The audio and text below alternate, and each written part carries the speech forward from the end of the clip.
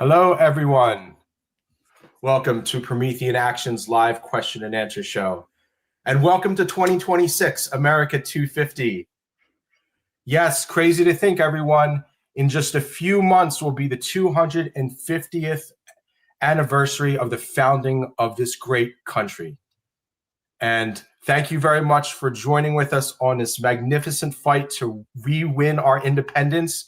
We named this show Endless Wars versus Fusion Power, Trump's New Strategy Exposed. And I think the endless war side is pretty clear to people. You have this Ukraine war with Russia and Ukraine that keeps getting inflamed, trying to get this thing settled, or else it's going to become the next forever war. This ongoing generational repeating war conflict that keeps building up. That's definitely on the one side. And that could lead to World War III. This isn't just Afghanistan this time or Iraq. This is going to be, this never-ending war against Russia. That's going to lead to World War III. Okay.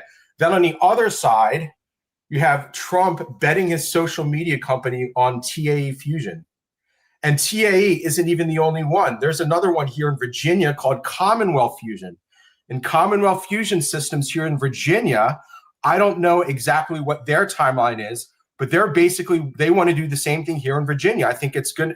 They're claiming, I believe, they're going to get it off the ground first, where they're going to have this small fusion reactor that's going to push a little bit of energy into the grid, right? So that's happening here and TAE Systems. So Trump's new strategy, I want to, before we begin here, please, everyone, drop a like on this video as you come in. Thank you, everyone. Thank you, Paul, for your super chat already. Thank you for your support. If you want to also let us know where you're chatting in from, that'd be great too. Okay, so I think I'm going to start the show today by playing Trump attended a New Year's Eve party last night, and I think this also really sets the stage about what's going on in Trump's mind. So this, again, was as he was going to attend his New Year's Eve party last night.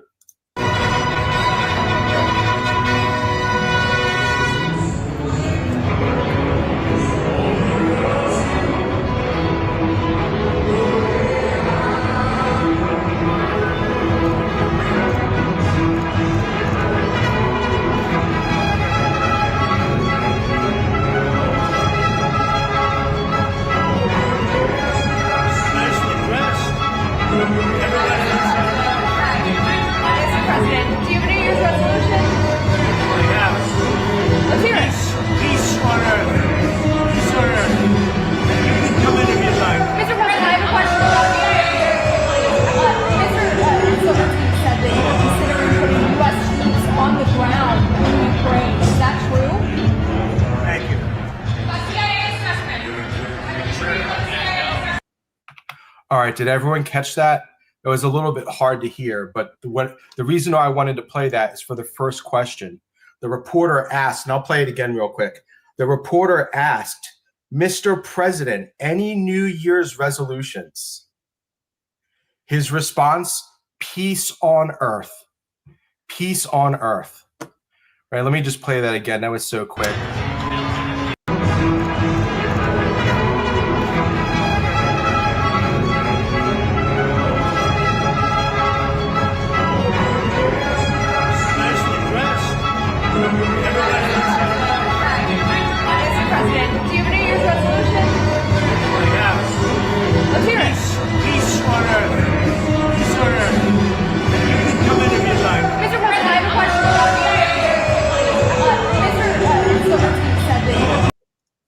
Okay, so Barbara, I open this up to Barbara and Susan now. Thank you, everyone. Please drop a like as you come in.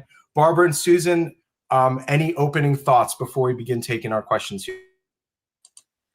Well, I think basically he said it all. He's changing the world totally. That's what 2025 was all about. A lot of people don't get it yet. They're still stuck in the world of being victims to the oligarchy, as opposed to actually going for victory over the oligarchy. And that's the difference between a lot of people in the base of the movement versus the president. And that's a gap we've got to close through Promethean action and Promethean Pact this year to win the midterms. Yeah, I'll just add one other thing, which somebody in the chat noticed, and perhaps others did as well. It was hard to hear because there was contending music in the background, but what was being played was the William Tell Overture. Now, for us boomers, as somebody in the chat said, hi-oh silver, but it's much more important in terms of what it represented, because it was based on a play by the poet of freedom, Friedrich Schiller, called William Tell, which celebrated the fight against tyranny in Switzerland, way, way, way, way back before you're dealing with Swiss bankers and all that kind of stuff.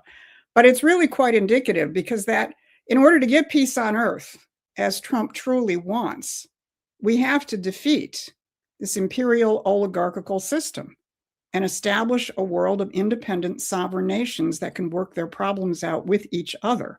So, I don't know whether it was conscious or not in terms of who was, doing the playlist as Trump walked in, but I think it is really quite appropriate to the fight that we have before us. Thank you, everyone in the chat. We're already getting so much love. I really know if we work together, if we work with the Trump campaign, if you work together with us, we seriously have a shot of winning this midterm election. You have to realize, in literally 11 months, might decide whether this MAGA movement continues past the next presidential election. So I hope we're going to inspire you today, and hopefully some of you out there will begin to take more action. And I know we are, because we got some questions about that today. Okay, so just as a quick wrap up, the questions that we take questions from the super chat and from the chat, but the questions that I'm going to display on screen, they're coming from our newsletter subscribers. If you're joining us now, we do a daily newsletter. You can find the link to that newsletter in the description down below. And if you sign up, I send a link to provide us with questions. And we get so many. I'm very sorry. I have 50. We had close to 100 questions. I whittled them down to like 50. And unfortunately, I'm not even going to take all. We're not even going to be able to get to all 50. So please don't be upset if we don't take your question. We just get so many, and we can't answer them all. And we're not qualified to answer all of them either. All right. So I think the first question we were actually going to begin with is the scandal that, quite frankly, everyone on social media is talking about, or at least knows about right now, which is the Somalis. And I'm going to take this first one here. We don't have anything directly from Minnesota, but this first one here is from Washington. Okay, I live in Southeast Washington State, and I'm concerned about the huge size of the Somali population here in the South Seattle area. I'm not so worried about the fraud, although that is something we should not tolerate if it's occurring. I'm more worried about how our elections might be skewed by those who do not express American values. The other concern is that, just like Minnesota, such a large voting bloc entices politicians to vote in ways that do not advance American interests. What might be the central issue if this were true? I appreciate all you do to keep us informed. Thank you, Terry, for your question. So first question, Barbara and Susie, your thoughts. Well, the fraud question is something that is going to become a very, very prominent issue in the midterms. It doesn't just limit itself to the Somali population in Minnesota. It is a fundamental characteristic of the Democratic Party vote machine at this point in time. That's why we have the immigration policy under Biden, which we had. The Somalis in Minnesota actually came here as a result of the civil war in Somalia. And when Trump talks about, I want world peace, this is a very critical part of what the issue is here. It's something people don't really see. They came to Minnesota because they were brought over here to Minnesota as virtual slave labor in the meatpacking plants, because it didn't require any speaking of English, and it didn't require any education to do that type of brutal labor at very, very low wages. And, you know, the population grew because of the relatively desperate situation in Somalia. The fraud is really run through all of these 501c3s, 501c4s associated with mass immigration and the Democratic Party. From their standpoint, this is a vote machine. All right. It's a machine which is indebted, you know, almost like the slaves were indebted to their masters at a certain point in time, to vote a certain way so that the benefits continue. And a lot of the money, you're going to find out as this thing explodes, doesn't end up with the Somali immigrants. You know, it ends up with the 501c3s and 501c4s, and then gets laundered back into Democratic Party politicians. So the issues here which are being played are also somewhat dangerous. It is not a question of Islam, all right, which is a lot of what people are talking about on the internet. And people like Steve Bannon are saying absurd things about that. It's not a question of religious warfare. It's a question of a conscious labor policy, a conscious slave labor policy, you know, which opened up immigration to all sorts of people who were brought in at the most primitive level of labor to do jobs which no American really wants to do, period. And it left them in total debt to the people who brought them here. So I'll sort of leave my, you know, issue with that. I believe it's going to become an issue across every single Democratic state in the midterms. If you look at the fraud which occurred under COVID in California, for example, huge. If you look at what happened in California with unemployment benefits and all of the entitlement programs, what you're going to find is this is a vote churning machine using you know, people who are brought here under an open immigration policy simply to create the machinery to create votes and fraud. And it's paid for by this massive kind of machinery in the 501c3s and 501c4s, which gets kicked back directly to the Democratic Party. So I'll leave my answer at that. Yeah, I'll just add one other aspect to it, because I think it's really, really important if we're going to continue to keep and build the coalition which Trump created in 2024, which is expanding out to non-traditional Republican layers in the population. And that does include Arab and Muslim Americans who were decisive, I will say it for the 100th time, in Trump winning Michigan. You have to differentiate between people who have come to this country, as probably most of our forefathers did, you know, from different nations with different cultures and sometimes different religions, but came to this country to be part of the great American experiment and assimilate. And there are hundreds of thousands and millions of people who've come from the Mideast, who have come from Africa, who have come from South America, who came for those purposes and are just as patriotic, you know, as probably most of the people on this phone call. Then there is the enemy's operation to bring radicalized groups into the United States, both for what Barbara just said, for vote fraud purposes, for and other purposes. Those other purposes being to carry out political destabilizations, crime, chaos, and so on. These are two completely different things. And you're going to all get tired of me saying this, but you better figure this out because it's going to be decisive as we go into 2026. Thank you, Barbara and Susan. I'd like to give a special shout out to my friends on X.com. I just started my X account about a month ago. If you like what I do here, please give me a follow on X.com. I'd love to have you as a follower. And thank you everyone on X.com for resharing the videos. Really appreciate it. And if you're on YouTube, please just drop a like on your way in. It really helps. Okay, I want to we just got a super chat here, which is a question that's very personal to me, because I have very opinionated thoughts about this, but I'm going to open this up to Barbara and Susan. Please give me your thoughts on Fox News and how it plays into Promethean action philosophy. Thumbs up, thumbs down. I hate all corporate news. How about you? I agree with you 100%. Basically, Fox News is owned by the Murdochs. It is largely a British media operation. The Murdochs are totally integrated in the entire Crown environment. So my thoughts on Fox News is, the president likes to use them to get a wider audience, which he should do.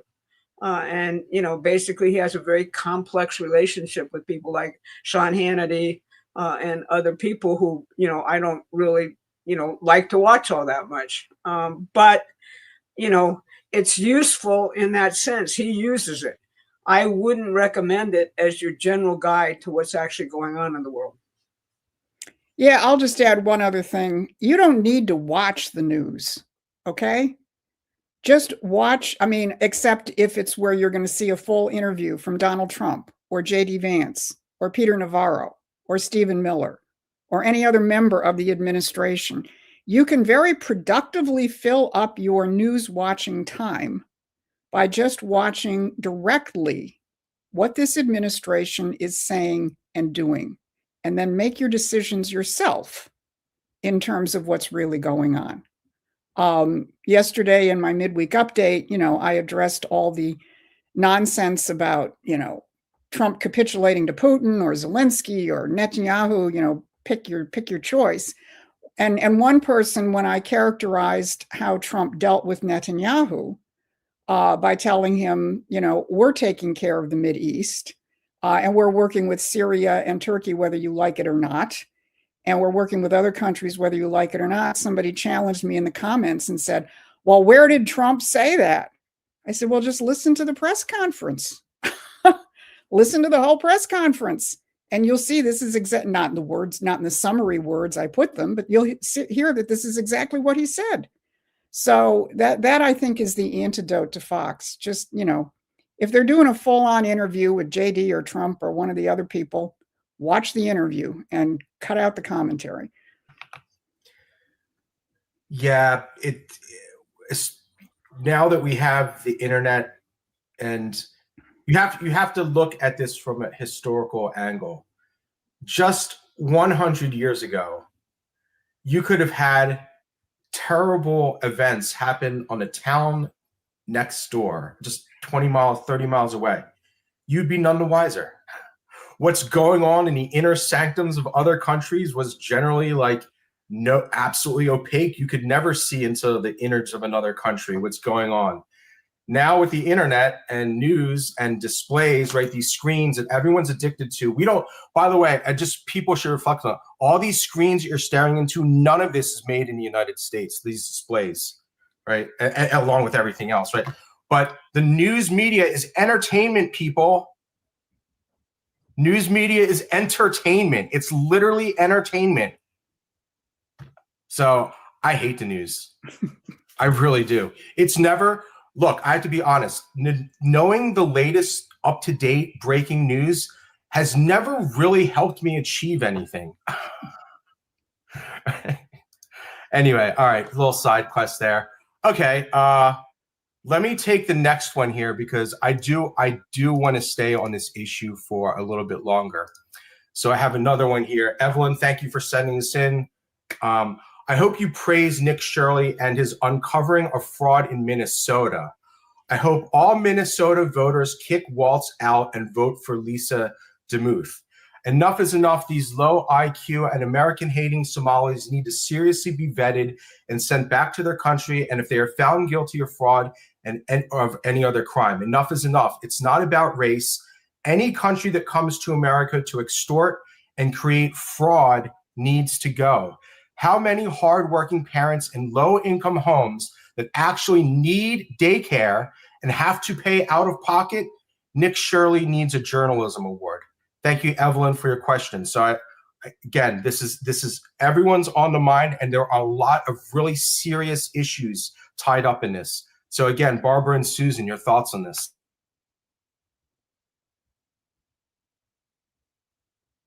I agree that Nick Shirley needs a journalism reward, and that what's going on in Minnesota is disgusting. All right, but it is what I said. It's a vote machinery set up through immigration deliberately, and enriches only Democratic Party politicians and 501c3s and 501c4s. And I think, prosecuting this, that's indeed what the Trump administration is going for. And they're going to do it not just in Minnesota on the issue of the Somalis. They're going to do it in California on the issues of the COVID fraud, on the issues of the unemployment fraud. They're going to do it in New York similarly. And you're going to see this Democratic Party 501c3, 501c4 apparatus absolutely explode. And it's going to become, I believe, a determining issue in the midterms. Yeah, let me just add one other thing, because what people have to understand in terms of the Democratic Party get out the vote machine is that it's actually not the Democratic Party. The Democratic Party is just like the front office for a huge complex, a very, very powerful foundations and nonprofits, which is what the 501c3s and the 501c4s are all about. And these have been really the they do the heavy lifting for the election campaigns. The parties, the Democratic Party comes in the back door, and basically puts a few boots on the ground and follows orders. The problem with the Republican Party is it doesn't even have that, although I think that's changing somewhat under Trump. So going after the apparatus, and this is something I really want to stress for people. It's really easy to get angry at Ilhan Omar. That's like a no-brainer. But you have to go after the institutions that create people and vote fraud operations and chaos operations. Going after the front men, is fine. It may open somebody's eyes, but if that's as far as you go, the face is in front of the institutions, and you don't go after the institutions, you're not going to change much of anything. Thank you very much. As somebody astutely pointed out, I think this is important. Nick Shirley, definitely, he brought the audience to the issue. It shows you the importance of why having large social media audiences is what can drive massive amounts of attention. There are a lot of other journalists in Minnesota that documented this for decades. And it wasn't until Nick Shirley came, he was I believe I saw a little bit of how he got involved in this. I think I remember he was asked after a bunch of his supporters said, look, you need to do a story on this. And he brought his massive audience into this issue, and it literally blew up on the internet overnight. So I think a lot of people need journalism award. Nick Shirley does for bringing the audience and doing the on-the-ground stuff. But the story of this ongoing fraud in Minnesota is something that was being discussed and looked at for quite a long time. So thank you very much, Evelyn. I'm going to take here a super chat, which is a related issue. Could you please shed some light on the Somaliland situation? Is America open to recognizing Somaliland as an independent state? And for those of you that don't know, there's a kind of a breakaway state that's separating and trying to separate itself. I believe this is a longer term issue here. I don't know the details, but there is a part of Somalia that wants to form its own operation called Somaliland. So Barbara or Susan, do you have any thoughts on this? Do you know the history of do you know the history or what's going on there right now with the Trump administration? I don't, and I don't feel qualified to actually answer the question right now. It's something I think is worth delving into as we get into exploring the actual roots of this situation. So, I really don't know enough about it to comment. Yeah, I'm with Barbara in terms of the specifics. All I can do is point to the fact that the British imperial policy is perpetual warfare. And in many cases, you'll find them switching sides. We saw that with Ethiopia and Eritrea in that sort of same part of the world for a few years. One day we're on one side, the next day we're on the other side. And of course, the British puppet masters are pulling the strings in order to keep the conflict going. And in many cases, there's legitimate grievances in these conflicts, but in most cases, they're being fanned by the geopoliticians for their geopolitical purposes. But both Barbara and I will have to get ourselves much more up to speed on the history of that current conflict. Thank you very much, Melody. Happy New Year to you. Happy New Year, Melody. We really appreciate the super chat. We are a reader and viewer funded operation. So thank you everyone very much for your support. We really appreciate it. And I know together, with your help, all of us working together, we can make sure that 2026 is a landslide victory for MAGA. It is possible. Okay, now we're going to begin we got past the touchy stuff. Now we're going to get into the fusion issue, which is where we really want to be. But first, before we do that, I'm going to take another side quest here just asking about our logo. Forgive me if I'm late to the party, but would you explain what the logo on your t-shirt represents? Thank you. And thank you, Chris, for asking. Yeah, I'm glad you asked that because it actually is sort of the prelude to our discussion about fusion and what President Trump is doing. The logo is a representation of the Greek mythological figure Prometheus, whom some of you may remember, was the Greek god who basically broke with the gods, or to put it in contemporary terms. I think there's an angle here that you should even emphasize. This is before the gods of Olympus, right? These are the story of the Titans. Yeah. So Prometheus wasn't even really Prometheus. The myth of Prometheus predates what most people think of the gods of Olympus. Right, the story of Prometheus, that was actually part of the whole Titans series, which literally came before the gods of Olympus. So this is an ancient story about how one of the Titans literally stole fire and gave it to mankind. and did it to protect mankind. Because Zeus, who was sort of like the god of all the gods, he was the mob boss. Zeus was ready to wipe out a large part of the human population because he said Mother Earth was unhappy. There were too many people. So, if you actually want to get the origin story of environmentalism, you can go all the way back, to those earlier myths. And the question of stealing fire is really a beautiful metaphor for the question of technology and what differentiates mankind from the beast, which is our ability to master universal principles, to use those principles. And the fire question is such an important question.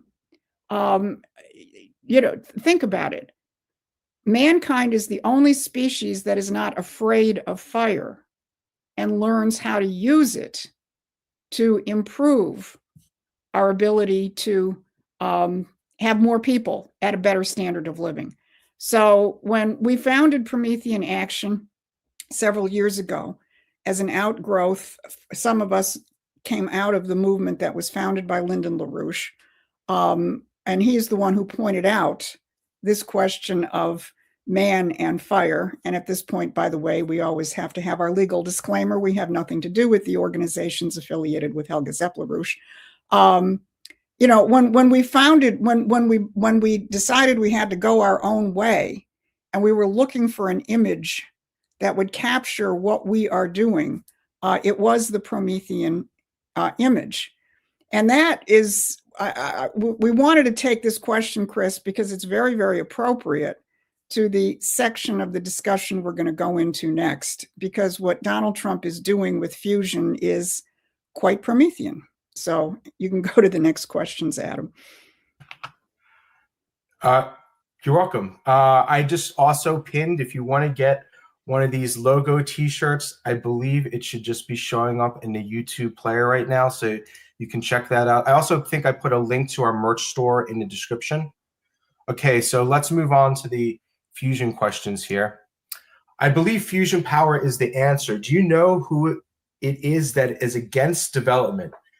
Thank you, Cliff, for your question here. I'm going to take this next to this one here together. How close is the fusion company TAE that Trump's Media Corp is merging with to actually producing the promise of low-cost energy? Has it reached the point of scaling up to an actual physical production plant? Barbara and Susan, your thoughts about this and fusion? Well, I'm going to answer the first one, and perhaps Susan can go into the second one. But, who is against this is the oligarchy, very simply. And we can say that from actual lived experience. In 1974 or so, our friends and Mr. LaRouche founded the Fusion Energy Foundation for the explicit purpose of promoting fusion power as the basis for the next revolution in economics. And, forget about Wall Street for a second. Forget about all the monetarist stuff that people are focused on, and think about what energy does to an economy, how it can transform an entire economy to a higher level of living for everybody. Fusion represents the most dense, most powerful energy source potentially available to mankind. And we went out and promoted it like crazy, and we ran into maximum opposition from Wall Street and from all of the people who are sort of, tied to the British imperial notion that the world has too many people and that we should live within our limits, and that, basically reducing populations rather than giving them the means to expand through greater and greater productivity is the way to go. That's the oligarchic conception. Man is a beast to be managed. Fusion, gives us, basically an energy source which, once developed, is not going to cost anything. All right, it's basically, you can use it as fundamental fuel, seawater, once it's actually developed, and it is so powerful that there are all sorts of wonderful uses for it, like maybe going to Mars with a quick trip in a fusion-powered rocket because of the power that's actually represented. Maybe being able to transform, dirt and other materials which are of virtually no use to us, breaking them down into their other components and creating synthetic metals and materials, etc. That's an unexplained and unexplored area, but it certainly was visualized by the early fusion pioneers. So, and what about desalinization? Actually taking seawater and turning every place on Earth which suffers from innumerable droughts, etc., into verdant, farmland, agriculture, the ability to live and occupy those areas. That's what it represents. And boy, did we ever run into hard the people who opposed it. The Fusion Energy Foundation was shut down in 1987 in a bankruptcy, an unparalleled bankruptcy brought by the federal government, forcing the foundation into bankruptcy, wiping it out.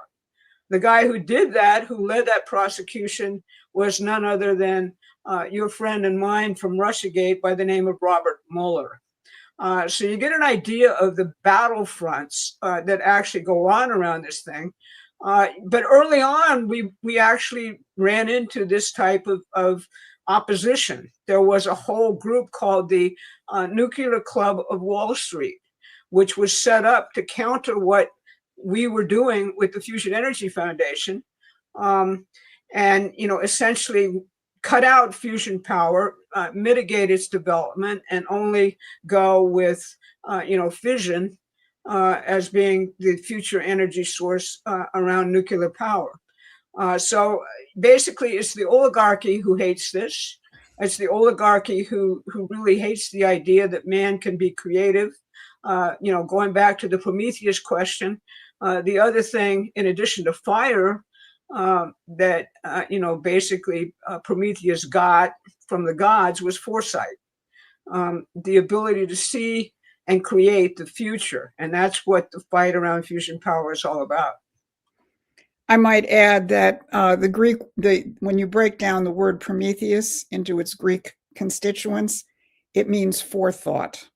And I'll also add that Prometheus had a brother named Epimetheus, which is afterthought. And of course, you haven't heard too much about him. And I think this question of forethought is extremely important because, again, this is something that differentiates mankind from the beasts. The fact that we think about the consequences of our actions, that we want to change things for the better in the future. Your pet dog might be very adorable. Barbara's corgi is extremely adorable. But I don't think Scotty thinks about the future, except I want lunch in the next 2 minutes. He might get that far ahead. I'm pretty sure about that. And that, that is, I think that's a very, very fundamental question. I want to recommend to people who want a really good technical update, but layman's technical, let me put it that way. Our friend Brian Lance has a Substack channel. You can find it at Brian Lance. He just posted an excellent review of the current situation, both from the standpoint of the breakthroughs that TAE has made in terms of some of the technical questions that they're solving, scientific and technical, and also a sort of general introduction to the whole battle around fusion. So rather doing a very bad job of trying to summarize that, I encourage people to look at that. Can you get the URL and maybe I don't even have that link. I don't even know. Let me find it and I'll. Okay. Yeah. Quick shout out here to Lauren Glass. Thank you for your hard work. These podcasts are timely. Thank you, Lauren, for tuning in and for your support. Please make sure you're subscribed to the channel and that you get our free newsletter. Don't even worry about paying for it. Just get the free one. You'll get most of the content that we send out. So thank you very much for your support. We appreciate it. And I just want to do this quick super chat here from Improv Mystery School. Thank you for the super chat. No weapons for Ukraine. USA provides lots of ships and ICE-like personnel to remove 20 million illegals from the EU. Russia provides farm supply to EU and Africa. Any comments, Barbara or Susan? U.S. provides lots of ships and ICE-like personnel to remove 20 million illegals from the EU. I don't know if that's happening, but I do agree. Ukraine probably doesn't need any more weapons from the United States. Barbara, Susan, any comments? Not really. I think that kind of nails it for that question. Thank you. So thank you, Improv Mystery School. Thank you very much for your support. We really appreciate it. Okay, so more questions here on the second one here. TAE, I read the press release. They didn't say when in 2026, but their press release says this year they're going to have a system that actually can put power back onto the grid. I believe it was 50 megawatts. Please look that up. But you can check their press release. It's right on their website. They make a big deal out of it. Because obviously if Commonwealth Fusion Systems or TAE, if both of them did that this year, that would be an absolutely incredible feat. For America's 250th birthday, we're bringing the first two, and albeit kind of small, right? First two commercial fusion reactors online for America's 250th birthday. All right, that would be pretty awesome. Okay, and here's a more general question, which I think gets to the wider picture that fusion might bring us. So thank you, John, for this question and comment. How will fusion power give the world free energy? how do we successfully scale that technology worldwide? A universal basic income must be introduced with the new digital financial system if it comes to pass. Working should be encouraged but never mandated from fear of lack. The best work will come from humans when we are not under stress. If we want to build the world in God's image as God's intended, we need to be building from a place of love. With that in mind, are there any negotiations anywhere in the world to implement a universal basic income, just enough to live? AI is going to make any alternative extremely impossible, especially when you consider how robotics will have endless energy. I don't know if Trump really is a good person or even human. Okay. I assure you, he's not some he's human. The stories we hear are endless, but with him in the White House, the world becomes more peaceful. Does he have a strategy in place to continue with peace if the unthinkable should happen and he meets an untimely death? Thank you, John, for your insightful questions here. Barbara and Susan, your thoughts on this one? Well, let me take the very first part of this and put it in a conceptual standpoint. Because when you think of this question of exerting dominion over nature, which again is something only human beings do in a powerful way. I mean, it's true beavers build dams, but they've been building dams the same way for as long as there have been beavers. They haven't changed how they build dams. What human beings do is they change their relationship to nature. And one of the critical measuring rods of that is the power of your energy. So, think back to when all we had was, fire in a pit. There were, we could cook, we could stay warm. There were certain things we could do with it.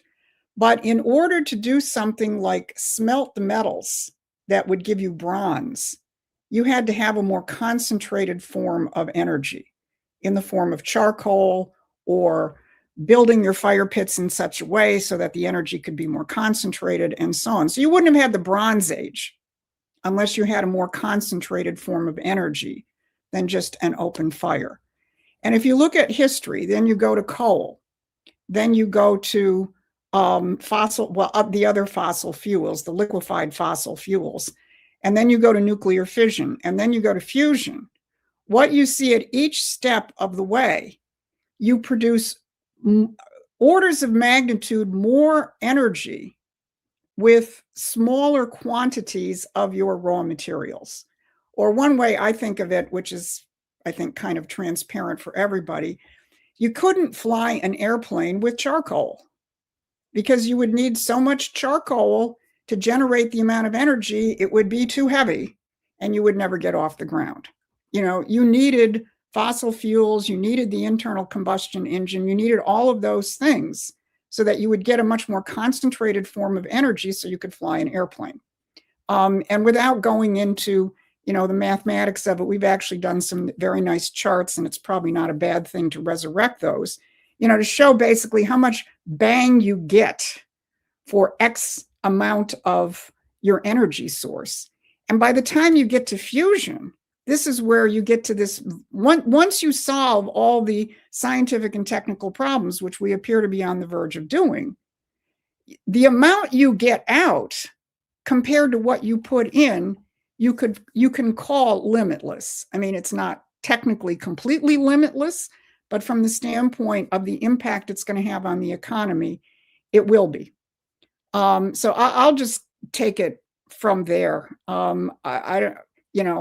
I don't think the world is ready for universal basic income, and I'm not even sure it's a good idea, but Barbara may want to comment on the rest of that. Let me just give a quick shout out to Brian Lance.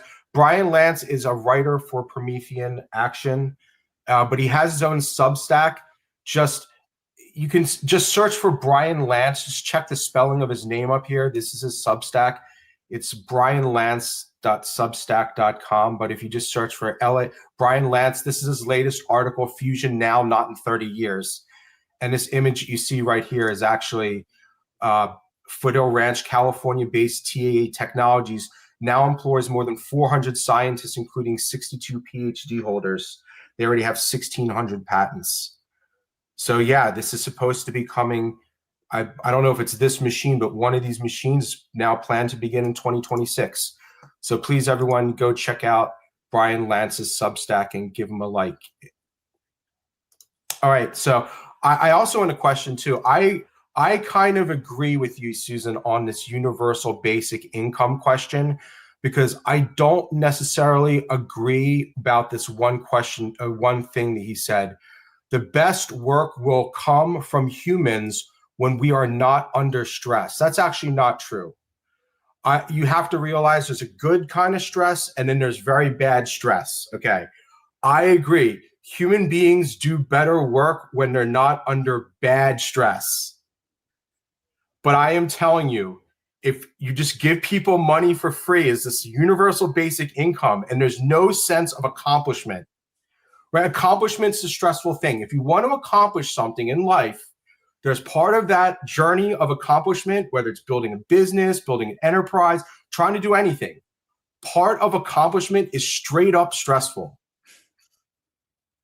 But that's the good stress. So I urge you, I know everything comes from a place of love. I agree. And I agree, no one should be under this stress, like where you fear like somebody's going to kill you or you're under this going to be harmed. Like no one should be living or, not having enough food or not having a place to live. No one should live under that stress, but humans achieve because of the right kind of stress. Okay. I just wanted to say that. Barbara, any thoughts on this one? And maybe, does he have a strategy in place to continue with peace if the unthinkable should happen to him? The strategy, John, is you. Okay. In other words, the issue here and the entire issue of this movement right now is how fast people who support the president can raise themselves up to his level of activity and thinking. All right. And the faster we do that, the less incentive there is to assassinate him. I'll put that very bluntly. With respect to universal basic income, we've got to radically change the culture before we start talking about that. To the extent that people are in productive jobs, which we're in the process of transforming this economy into productive jobs that maximize the idea of human creativity in a mission to make the world better for the next generation, to put it simply. All right. The entire idea of work is not, as people now think of it, I go to the office for my drudge work. I basically get paid for that. And then I basically exercise my creativity elsewhere, or try to. All right. That is what we're throwing out. What we want to have is a society which is productively employed on a mission to truly master the universe and join in God's creation. That's why, almost every bit of, for example, Catholic social teaching says that human work is dignity. All right. It's what makes human beings, the work of participating in God's creation on a mission using the talents each one of us has been given to the maximum. That's the goal of all economics, which is not the way most people think about it. So, again, we need to shift the culture first, and then, we can talk about that. But the whole idea here is, we're supposed to, if we believe the Bible, go forth, multiply, and subdue the earth. That's the mission of everybody. And everybody has to be raised up intellectually and culturally to see that as their mission and to exercise the particular talents each one of us has to the maximum for that mission. Thank you both. Thank you very much. We got a super chat that I want to take. I think it's an interesting question. It is said the tech you see today was developed decades ago. Basically, they know it works and want to keep it buried. I just want to say something a little bit on this first because I like technology a lot. You really need to clarify first off who they is. What do you mean by works? Like that, the idea of works, like a technology working could have so many levels. So you're talking about basically they know it works as an experiment and want to keep it buried, or does it work like they have some super hidden finished aircraft system that they're working keeping it buried? I think that you need to kind of clarify that. First off, what technology is talking about? Fusion has not really been buried. We've been trying that. We've been trying it from every which angle, as far as I know. All types of inertial laser confinement, magnetic confinement. They're trying to do all these other kinds of interesting. They're trying to. There's one that's trying to compress two waves together. I forget what there's. So we're trying all these different things. So I don't know who wants to keep it buried. Obviously, there's going to be the globalists want to keep it buried. They don't want to see poor nations get their hands on this technology, for sure. They don't want to even that playing field. So that's what I would say. Barbara and Susan, what do you think about questions like this? Like, well, I think, they're hiding.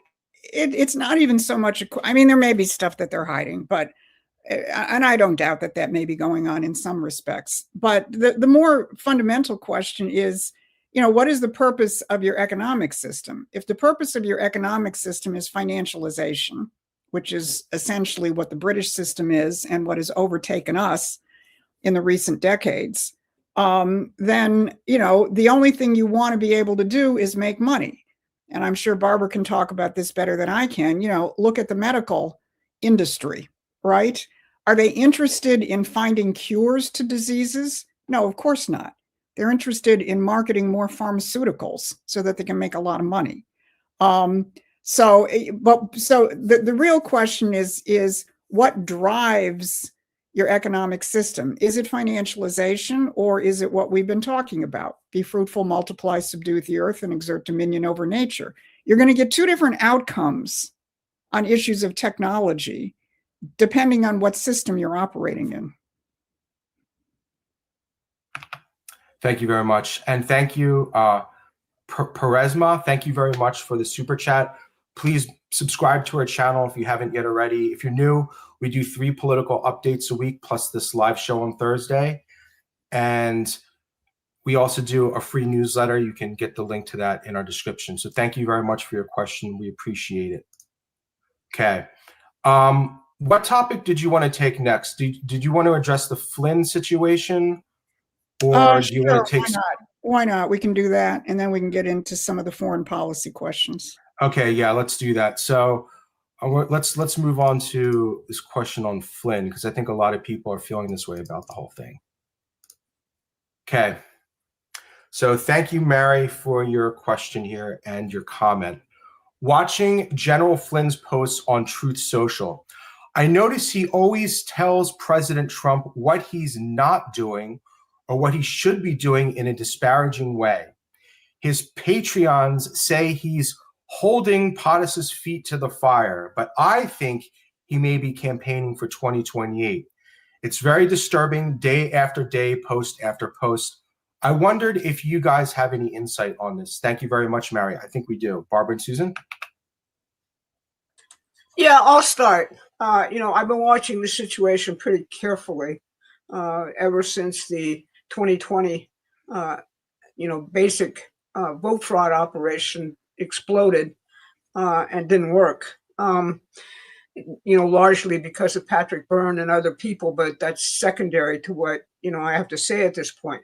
Look, there is a British intelligence operation going on at the highest level to destroy the coalition, which President Trump used to win the election in 2024. I believe that General Flynn is being played along with Alex Jones, along with Steve Bannon, along with others in this operation, where essentially what they're saying is, you haven't put people in prison yet. Why not? Is Pam Bondi a dope? Now the latest thing is to go after Susie Wiles as the patron of all evil. This is stuff which is on the lowest possible level of political organizing. I want to emphasize that again. This is not informed. You notice they're not talking about fusion power. They're not talking about Trump's economic measures, which are moving us to an entirely new platform. They're not really talking about Trump creating peace in the world and settling all the wars he settled.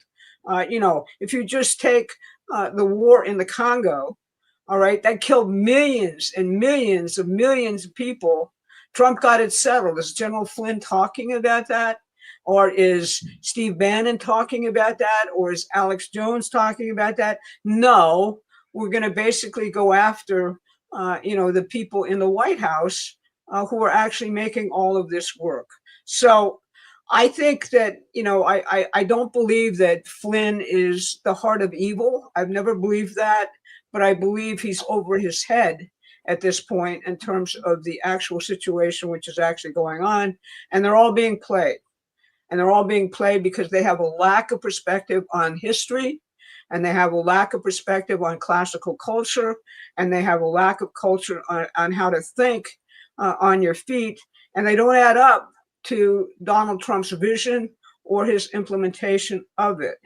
With respect to the prosecutions, I know a whole lot about that because I spent a big part of my life being prosecuted, all right, by the same elements that are actually, involved in prosecuting everything Trump. And, you don't make a revolution by concentrating on the legal system. I'll tell you that right now. That's a fool's game. You make a revolution by actually going out, showing leadership, and leading people to a higher level of, expectation in terms of what you're actually demanding of them. Will there be prosecutions? I think yes, there will be prosecutions. Will they fulfill everyone's wishes as to who in your, lineup of crazy people you want to have prosecuted? Maybe, but is that really going to solve the problem of defeating the British Empire? That's who orchestrated all of this. How do you actually prosecute the British Empire in an American court? Interesting question. I don't think you probably can. That's the problem that other people have run into, for example, trying to prosecute Christopher Steele and his mentor, Richard Dearlove, and all the people who are actually behind Russiagate. You've got to actually get in the population an awareness of this higher level war and the higher level fight we're in to save the Republic. And taking the little chess pieces who operated to screw us, off the chessboard. No, you got to take the big guy off the chessboard. And that's what President Trump is focused on.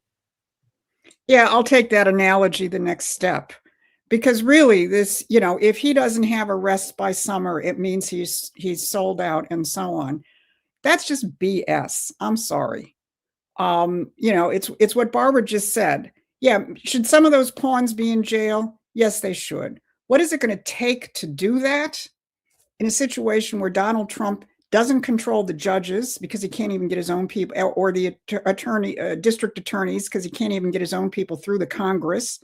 So if you want to be upset about that, why don't you get upset at your senators and your congressmen who are not giving him even the tools to do this, let alone the fact that you're going to be trying these people in many cases in jurisdictions where the juries are going to find him innocent, because these are exactly the same juries that found J6 guilty and other people guilty. So honestly, people, grow up a little bit. Because the issue is not the pawns on the chessboard.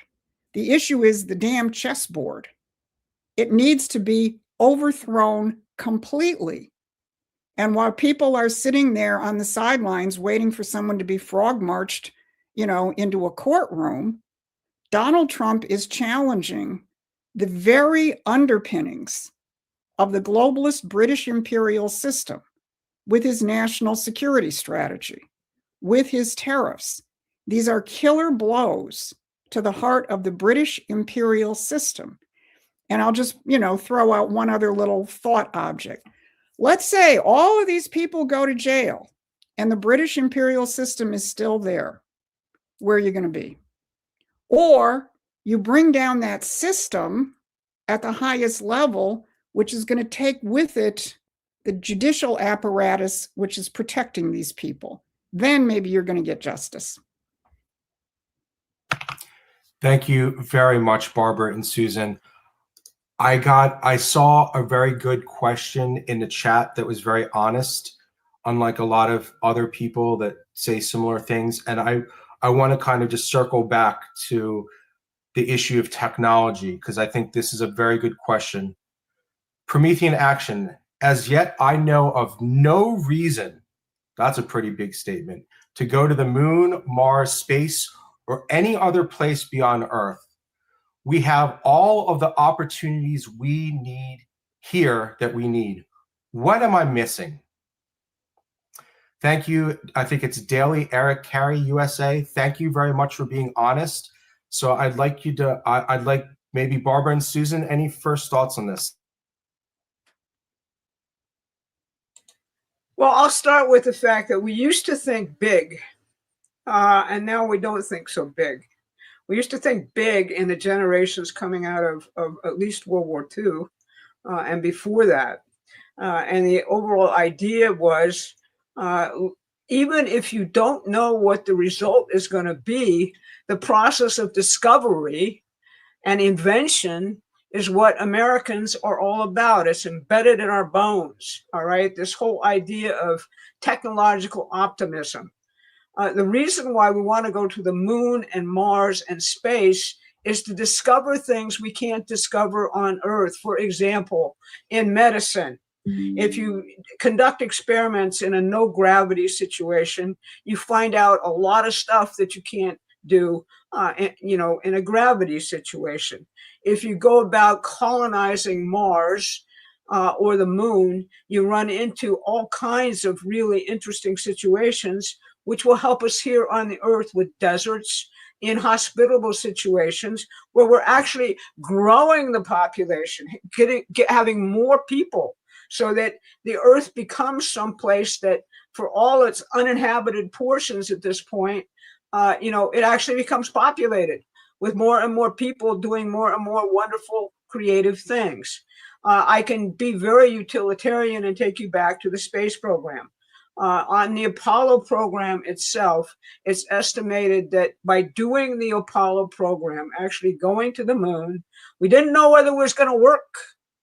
All right. We didn't know, we didn't have a spreadsheet that says if you get to A, then you get, X amount of dollars, etc. We made discoveries which we didn't even think about all along the way. And the current estimates are, for every dollar spent on going to the moon, we put $4 to $8 back into the economy in terms of real productive growth, new things, new scientific advances coming from that, which we didn't even know existed when we started out. So it's a question of optimism, adventure, the things that actually make young people really happy, as opposed to thinking they're pigeonholed in some kind of crazy existence. I remember as a kid when John F. Kennedy made his speech about, we're going to the moon because it's the American thing to do. We're doing it not because it's easy, but because it is hard. A challenge, all right? A real challenge to your imagination. A real challenge to get that thing which is in the American background and in your bones, to go out and explore new frontiers that you don't know what's on the other side of that mountain, but you're going to go there anyway and find out. And that's how I'd put my answer to your question.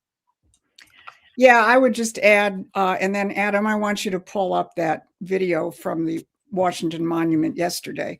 That this is the essence of what it is to be human, to seek new frontiers, and recognize that in any existing technology, you will run out of resources.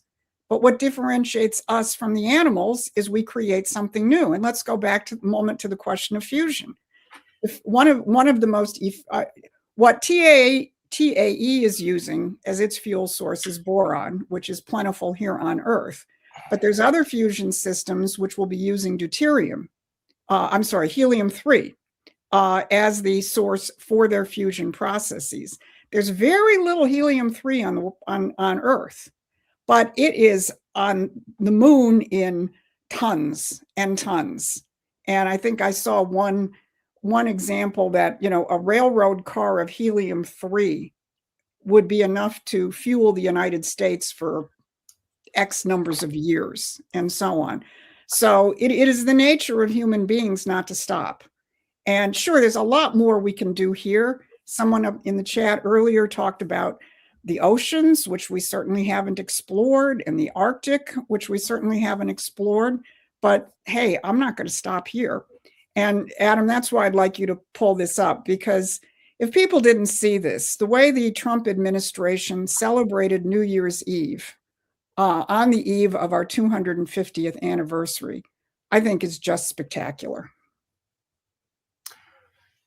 Thank you, Barbara and Susan. Yeah, I want to say something on this, because I'm looking at the chat, and since I'm an internet native person, I know the kinds of things that people talk about on the internet. And what I see with a lot of people's responses is saying like NASA is fake and all this other just really dumb stuff. It really shows the lack of the productive mindset for the American people. Like people don't understand the scale of all this technology. You're watching me and Barbara and Susan through a whole series of technological developments that were based because mankind thought about going to space, right? The principle of general relativity, which is like part of the hallmark of 20th century science, and all the underpinnings for all the technology you have today, was because Einstein thought about the geometry of space-time, all of it.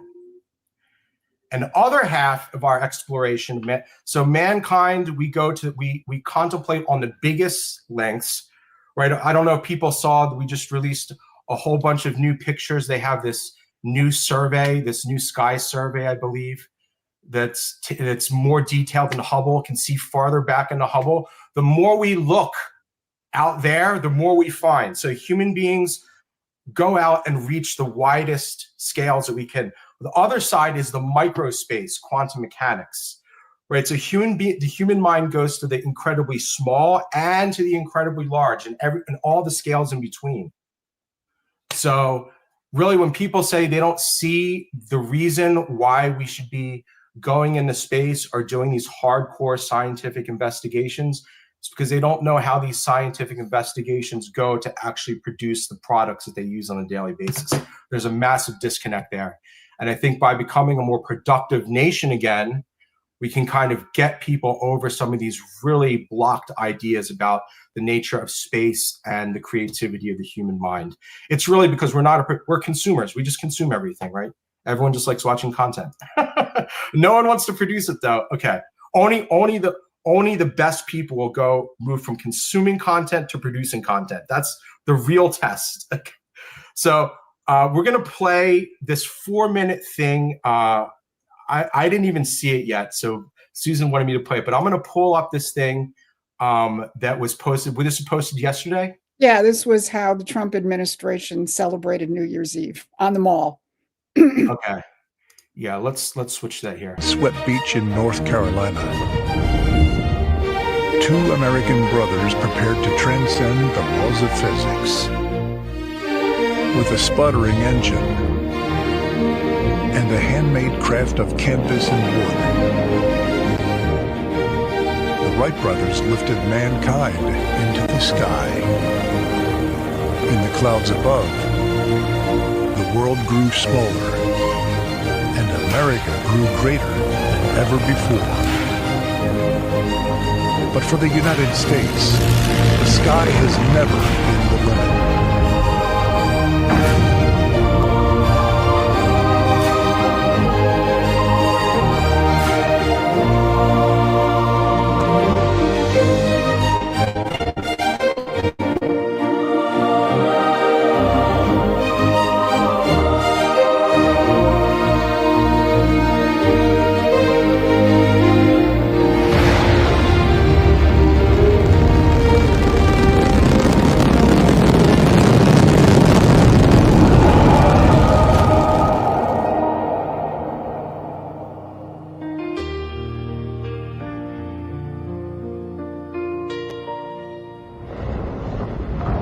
Within 66 years, a single human lifespan.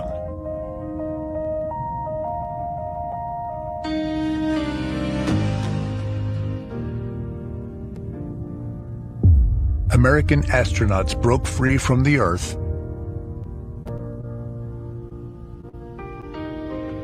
stretched their hands through the endless void,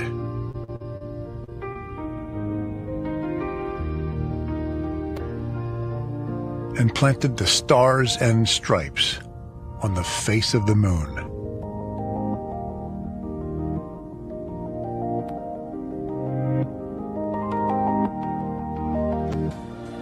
America brought mankind into the space age as we took our place among the stars. A new revolution began here at home. Computers born in a Pennsylvania lab opened a new frontier. Americans linked the world with the internet, putting the light of knowledge within reach of all. We pioneered new technologies and new industries, sparking the greatest explosion of prosperity the world had ever seen. Now we stand on the threshold of yet another frontier. Artificial intelligence, robotics, quantum computing.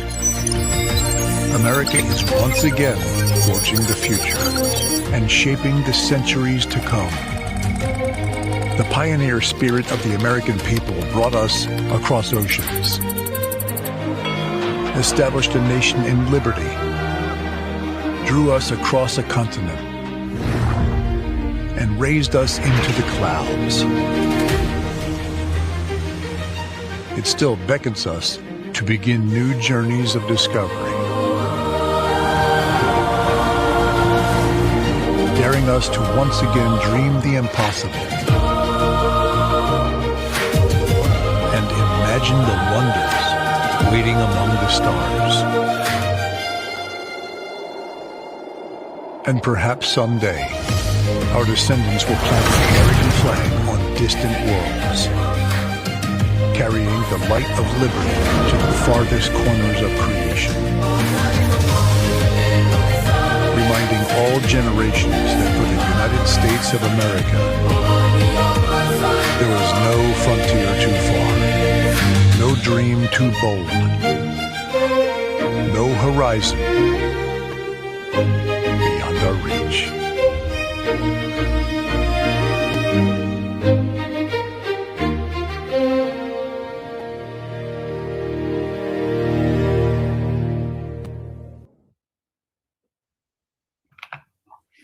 All I have to say is no president has celebrated New Year's with such optimism, probably since John Kennedy. Not to mention, don't forget, we are a quarter of the way to 1,000 years of the United States, 250 years of freedom in the world. That's a pretty significant milestone for anyone who's alive and fighting right now. So I think really reflecting on the fact that we could have two admittedly small, okay, that all things start with small accomplishments, but two independent companies could be launching fusion reactors. One of them at least is trying to do it this year. The other one is Commonwealth Fusion in Virginia. That would be amazing if that could happen this year. Okay, I'd like to thank everyone for tuning in. First off, just a quick reminder here, we have about 2,100, 2,200 people on YouTube. Thank you everyone for tuning in. If you're new here, please give us a subscribe. We do Barbara and Susan, they do political briefings 3 times a week, and we do this one live show on Thursday, so subscribe, stay in touch with us. And we also have a free newsletter. The link is in the description. Don't worry about paying money, but just get our free newsletter. We'll send you when we do our political updates. We'll send those out. We'll send you notifications for our live show. And we send out very well-written, top-quality articles from our authors, like Brian Lance, some of you guys I showed a Substack earlier. Okay, before we move on, Barbara or Susan, any comments or thoughts before we move on? We have plenty more questions left on a variety of topics. Well, I think we've dealt with the why aren't people being arrested now question. So why don't we move on to some of the foreign policy questions? Yeah. I think, okay, this is one that I think we need to address. Okay. Blessings to Promethean Action Patriots and a Happy New Year. Thank you, Helena. Thank you very much for your question. In regards to Wednesday's update, mention of the Brits meeting with members of Congress about the NSS. Is there a list of them so we can put pressure on them? I mean, we out here. Yes. Thank you, Queen of Truth, Barbara, Susan, and King of Tech, Adam. Thank you very much for the kind words. Susan, I believe you had something on this. Yeah. Share the screen, Adam. We don't know exactly who they met with. There is a group called the NATO Parliamentary Assembly. These are the current members of it from the United States Congress. And it's not public one would assume most of these people met with the other parliamentarians, of which the British Lord was one that we featured in our Wednesday show. I did a quick search because I wanted to see how much of an overlap there was between people who are in the NATO Parliamentary Assembly and who voted for the National Defense Authorization Act. Because if people saw my Wednesday show, I made the point that the Lord Lancaster on the floor of the British Parliament made the point that they were not happy with President Trump's national security strategy because it of course, redefines the world.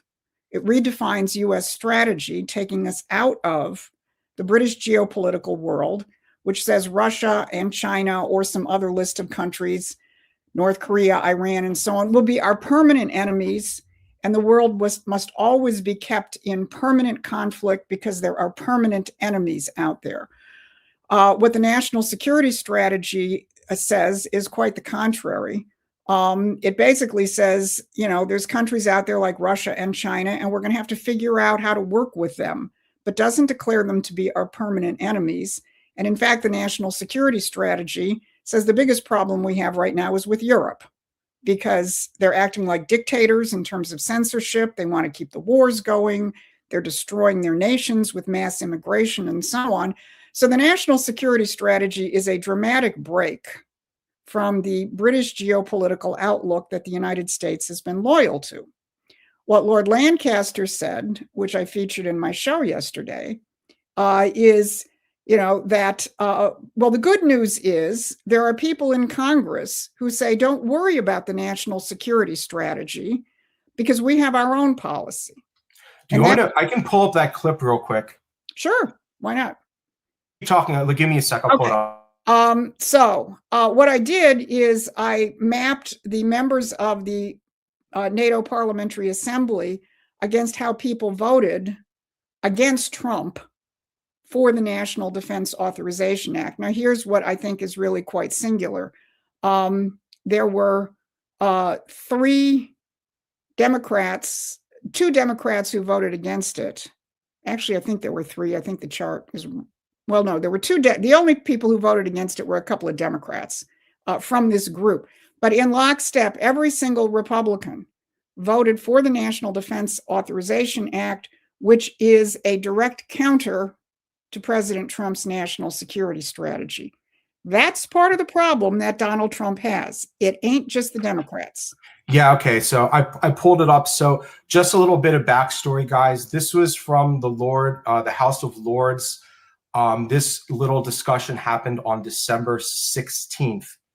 And this was the Lord Lancaster clip that was on the Wednesday show. We're just going to play it for everyone just so you can get a little bit of context here.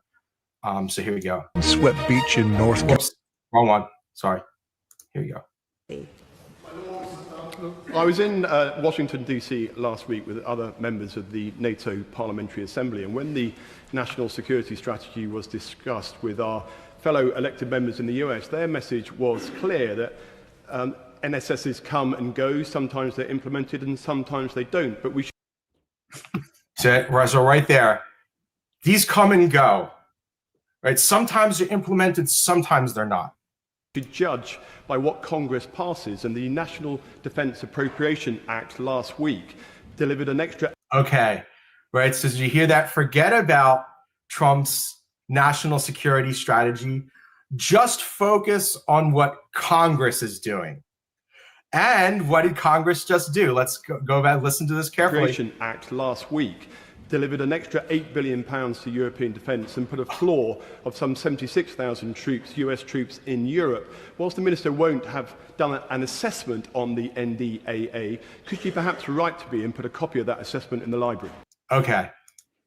All right. Yeah. So, I mean, he puts it, it basically says if Trump wants to reduce our presence in Europe, it can't, because we put a floor on the number of US troops in NATO. And more broadly, as another one of the members of parliament makes clear, the NDAA completely disagrees with Donald Trump's assessment that Russia is not our forever and perpetual enemy, and that we're just going to have to figure out how to work with other superpowers without blowing up the world. So this is one of the more blatant examples of what we have long claimed, which is direct interference by the British into the political processes in the United States. Now, I will say, going back to that previous chart, just because somebody is on the parliamentary assembly, does not necessarily mean you need to go and campaign against them. But the fact that they voted for the NDAA means that, Houston, we have a problem here. Yeah, I would just add in response to the question, who do we pressure? You got to take a look at a little bit of how the Congress works. The NDAA comes out of the Armed Services Committee in both the House and the Senate. That place is loaded with people who are on the dole from the military-industrial complex. The intelligence committees also play a major role in this.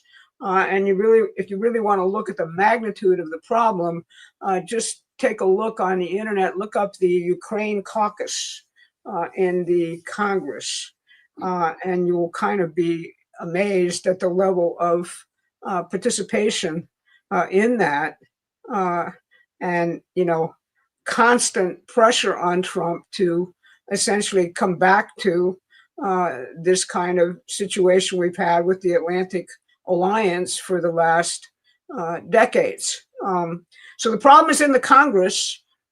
We have an election coming up in 2026. A lot of people are, doom scrolling around this, listening to crap which is coming out of the news media. I think we have to adopt a perspective which Roger Stone, Donald Trump, Susie Wiles have, which is we're going to kick ass in the midterms. We're going to win, and we're going to win on the basis of citizens coming to bat for the president's actual policies. If you think about, Trump came in and had a steamroller for the first few months. Why was that? It's because all of the opposition was terrified of you out there. All right, not terrified of necessarily of anything else. It's you gave Trump a huge mandate in that vote. We've got to create something completely similar and tell Congress, look, you are a rubber stamp for the president's policies at this point in our history. You may not like that. Your ego may not like that. You may think that's abandoning Congress's role in the presidency, but get real. We are in a major crisis here, and we're running a revolution to change it. And Congress needs to get on board and stop resisting, particularly Republicans. And we need to create a mandate much bigger in some respects than the one we just created in November of 2024. Yeah, Adam, share the screen one more time. I just wanted to underscore what Barbara is saying in terms of the problem that Trump has. These are the only Republicans, I think it's 18 or 19, 18, who voted against the National Defense Authorization Act. Only 18 Republicans voted against it. So people, I got some pushback in my show yesterday where people said, Trump should have vetoed it and showed them what's what. Well, it's veto proof. It was like 318 to 112. So it really does put the responsibility on all of us. We have to give Trump a better quality Congress in 2026, not just a better Republican majority, which is very narrow at this point, but more MAGA Republicans in that mix.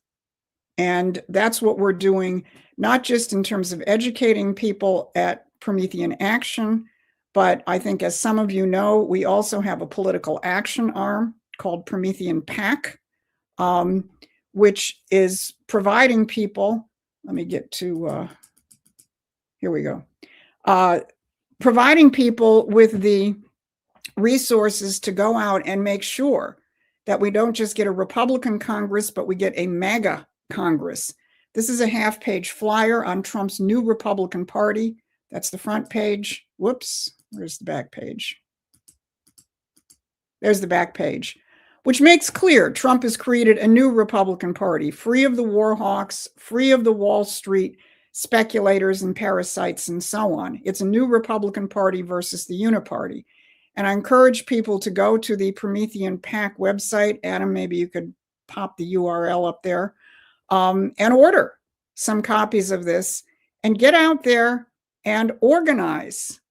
Because again, the success of the 2026 midterms and the quality of the people we elect is being determined right now by you and how active you are. Thank you. You can go there, you can order for $23, you can get 100 copies, and it goes up from there. These are great half-page flyers. That they're excellent conversation starters with people. And I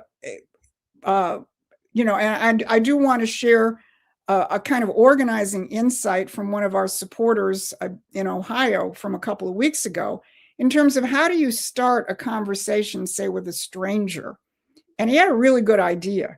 He starts the conversation by saying to people, what do you think is going right?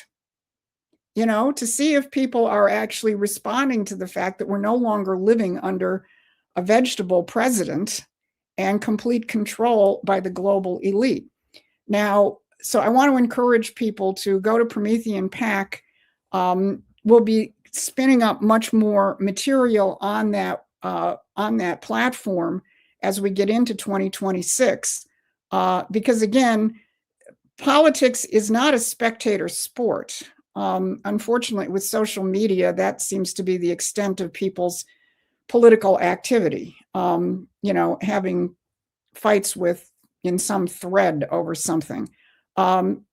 Politics is an active contact sport where you need to get out there and organize. So I encourage people to avail yourself of the resources we're giving you.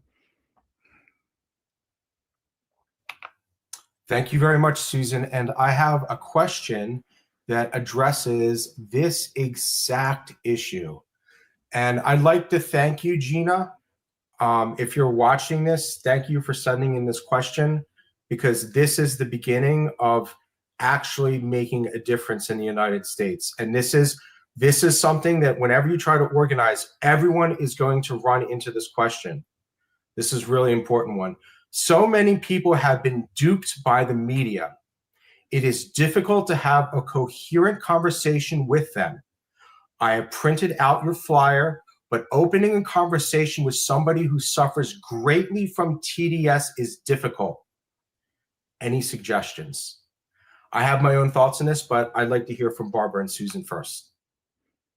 Well, I would just say, I don't spend a lot of time with the hardcore TDSers because there's so many other people out there who are just confused.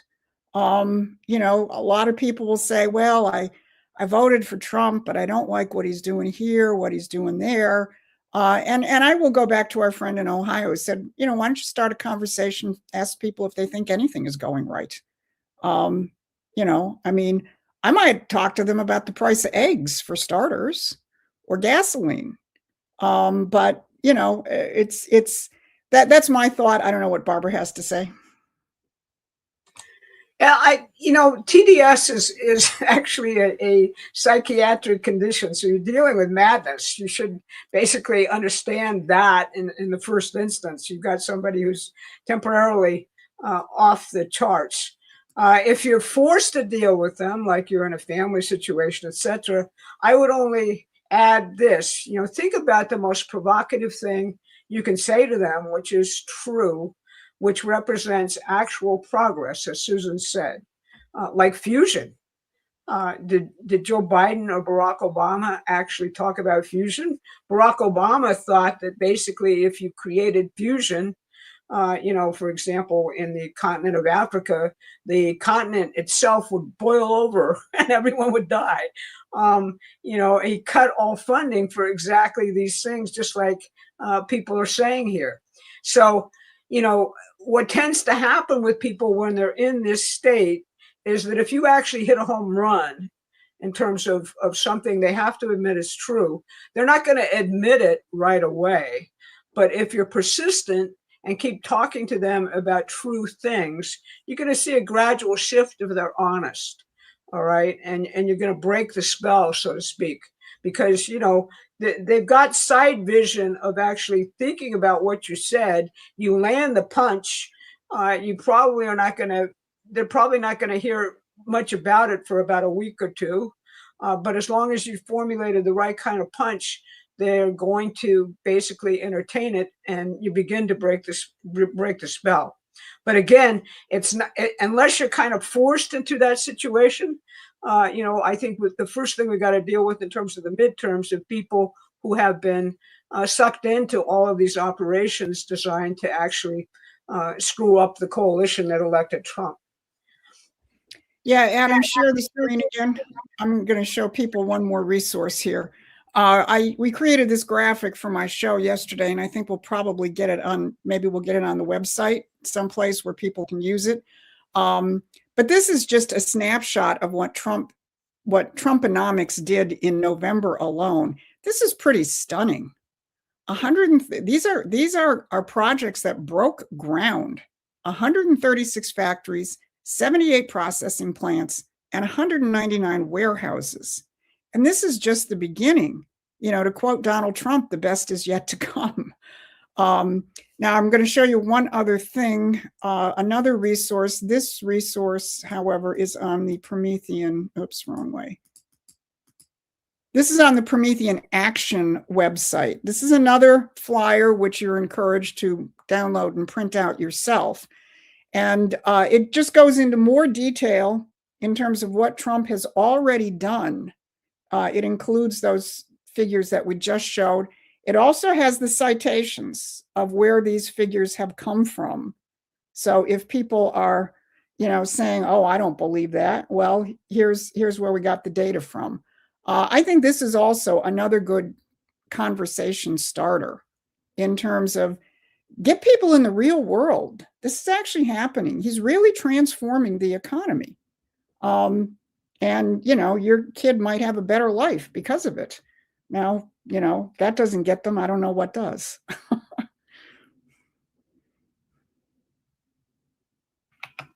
Thank you very much, Barbara and Susan. I'd like to thank again everyone. We still have about 2,000 people on YouTube on the stream. Thank you, everyone, for tuning in. If you haven't yet already, please just give us a quick like and make sure you're subscribed. Our next political briefing we're going to be releasing will be on Saturday. So click the subscribe button, click the little bell notification, and you'll get notified on Saturday when we release our next video. Okay, here is another. This issue here touches both the international and the fracturing that's going on. And again, this is also another question I think people are very sensitive to, and it's on their minds. As Candace Owens' husband is George Thomas Stale Farmer, who is a British-American entrepreneur and businessman and former chairman of Turning Point UK and former CEO of Parler and Parliament Technologies, and also the son of Michael Farmer, Baron Farmer, former Trumper of the Conservative Party and a life peer of the House of Lords. All right, so I bring this up because it seemed perhaps relevant to the idea that the son of a UK peer's wife is being such a thorn in the side of TPUSA, causing such divisions among conservatives in the US? Thank you very much, Paul, for this insightful and thoughtful question. Barbara, do you have any questions on this? Do you have any thoughts on this? Well, I think that's true. I also think that if you actually examine what it is that she's been saying, and don't come to the conclusion that she's, excuse my profanity, batshit crazy, you're sort of in a different world than I am. Matt Taibbi just did a masterful takedown of all of her theories. So if you go on his Racket News, you'll actually see it. And basically he just goes through the fact that this is all nuts. But people are falling for it because, the way that brainwashing works is you create a traumatic incident like the assassination of Charlie Kirk, which is, basically publicized. Everybody sees it. It was awful. They're traumatized by it, and they're open to all sorts of mental suggestions which don't necessarily work in anything other than a traumatic situation. For boomers, think back to the trauma of the year 1968 and the assassinations of Martin Luther King and Robert F. Kennedy Jr. And it gives you an idea of how ideas which come to fruition during that trauma, is essentially a form of mass brainwashing. The William Sargent, who was the master of British psychological warfare for some time, noted exactly that when you have traumatic incidents like this, people become very, very, very suggestible.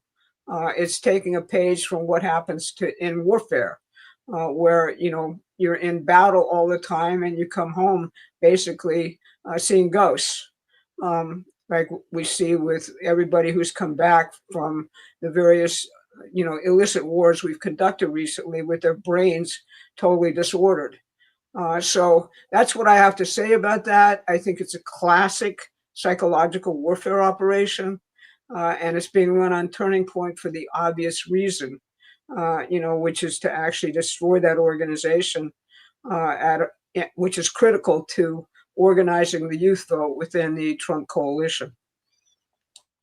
Yeah, I want to add one other aspect to that, because I really want people to just be self-conscious of the effect that is having on people, as opposed to what Charlie Kirk actually did with Turning Point USA, and which I know they're going to try to continue despite, everything that's being run against them. And I'm sure there's some internal problems in there. I mean, any organization that doesn't have internal problems is probably not worth even looking at, because, the enemy tries to exploit these things. But what did Turning Point do? They had boots on the ground in 2024. They had a massive operation on the ground in Arizona, which was undoubtedly decisive in winning that state for Donald Trump. They had boots on the ground in many other states. In other words, they were recruiting people to walk away from their computer screens and endless doom scrolling or conspiracy spiraling and go out and change the population to get Donald Trump elected. So for every hour, every minute that people are spending in terms of, this world of who did this to what, and I'm going to pull on this string and this, that, and the other thing, some of it may actually be actionable. I don't doubt that. Most of it isn't. I'm pretty sure of that. But how much time are you spending doing that versus the fact that we need a virtual army on the ground in the United States in 2026 if we're going to win this midterm? Let me tell you something about midterm elections. Midterm elections are won if you can get what they call the low propensity voters, the people who will normally vote Republican, if you can actually get them out of their house to vote. That's how you win midterms. Donald Trump is not at the top of the ticket. We're fighting to make sure that it's clear that his economic policies remain at the top of the ticket. And that's why we have that half-page flyer on Promethean PAC, which I encourage you to get.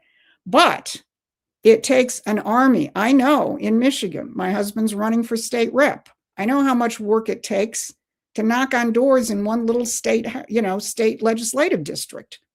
Turning Point did that in 2024.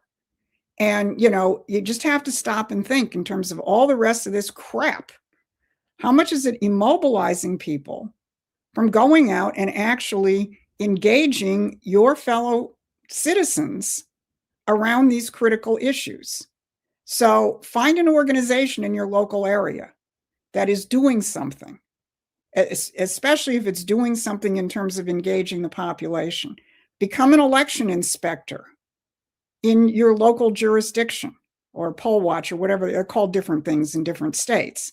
By the way, if you actually become an official election worker, you're going to get paid on top of everything else. But it means there'll be a Republican who's engaged in actually monitoring the election. There is so much to do in 2026 in order to the basic mechanics on top of just, the higher ideas it's going to take. So, please do a reality check on yourself every day. How much time are you spending in the netherworld of social media? And how much time are you spending out there talking to your friends and neighbors? And it doesn't even mean you have to change them. With a lot of them, it just means get off your butt and go vote. Yes. If everyone, so for instance, when elections come around here, I make sure and I call every single one of my friends on election day and make sure they're going to vote. Or before election day. Yes. Everyone needs to start doing stuff like this and give people rides if they start. Okay. I want to do some quick shout outs here. First, Charles Wilson question, why don't you put a donate button on your YouTube page? We have a donate button in the link in the description, all the descriptions of our videos. So if you want to give us a donation, we'd be very thankful. The links for that is in the description. I also want to give a quick shout out here to Redeemed Patriot. I'm a firebringer moving to Promethean to learn how to become more active in 2026. Thank you so much for your time, your research, and your courage. Thank you, Redeemed Patriot. I thank you for your support. If you ever have any questions, just reply to any one of our emails and one of our people will see it and get back to you. So if you have any questions, please don't hesitate to reach out. We can help you. If you're trying to build something more organized in your area, we can help you with that too. So please reach out if you ever have any problems or questions or anything like that. Yeah, let me just add on that, Adam, more than questions. You may not, if you reach out to us and let us know where you're from, which we don't know if you just signed up for our newsletter with an email address, but you reach out to us and let us know where you're from. We may have people on the ground near you, or we may be at least organizing, on Zoom calls with people from your state. So you may not be as alone as you may think you are. So reach out, let us know where you're from if you want to be more active, and we'll make sure you're plugged into whatever activity we have going on. Okay, thank you. And we have another one here from Mr. Can Do For You. I campaigned for Lyndon in the 70s and 80s and chaired the Populist Party in Central New York. We got smiles here. Teaching people about post-war empirical economic system of endless wars and poverty for the U.S., and I'm glad you're here. Mr. Candu, I'm glad you're here with us too, after many years seeing this whole process come full circle here. So thank you very much, Mr. Candu. Glad you're here with us. Please make sure you're subscribed to our YouTube channel and you on our email list. And again, let me clarify for people in the chat. If you want to be in direct touch with us, go to Promethean Action. We're not going to find you in the YouTube comments. There's too many. Go directly to Promethean Action and just reply to anything you find on that website or hit the contact us, and we will get back in touch with you. Okay, yeah, thank you. Another one here. Thank you, Christina Abbott Forever. Thank you very much, Christina. We appreciate it. I'm going to try and we have some Canadian questions here. I'm going to try and get to those before we go. And I have a question here from Chad Wambolt. Victor David Hansen has said that rhinos and people like MTG are actual modern Confederates who, as during the Civil War, are aligned with the Brits to establish a new Confederacy in America. What do you think? Well, I think that I didn't know that he had said that. I think that's a very interesting observation. I was on a show recently with Richard Poe, who's written an excellent book, which we always push, which is how the British created communism and blamed it on the Jews. Good book, get it. But he brought up something very interesting about MTG that I didn't know. He and I was then able to confirm it. And that is she pushes this idea of a national divorce. That is, it's hopeless. The blue states are hopeless. We're never going to save them. So the blue states and the red states have to divide, have to split off from each other. And we no longer have a United States of America. Now, if that's not a new Confederacy, I don't know what it is. So I'd say Victor David Hansen is definitely onto something with that concept. Barbara, any thoughts? No, I think that's absolutely clear. She's now the poster girl for the New York Times and the poster girl for anti-Trump movement, and is actually calling for a national tax revolt. So that's about as impotent as you can get. Yes, and I have heard about this national breakup thing. It's definitely not good. Just like what are they called? The new Convention of the States, the national divorce kind of stuff is really not good. Okay. We're going to move to the question right after. This is also a very good question. Thank you, John, for this question. Hi, do the promoters of the British system, BSites, have any commonality with the global elites, those that are opposing nationalism? Am I right in seeing British system influencing almost all Western countries? If so, how does this system spread? Is it bottom up through some ideology like how wokeism spreads, maybe with a founding principle of anti-fascism or anti-capitalism? Or is it top down, extremely wealthy elites using money for global influence? I understand the British system would have origins well before the current leftist movements gain power. But I'm wondering at some point if their goals overlapped and now the powerful British system people are promoting leftist ideologies like wokeism, multiculturalism, or socialism.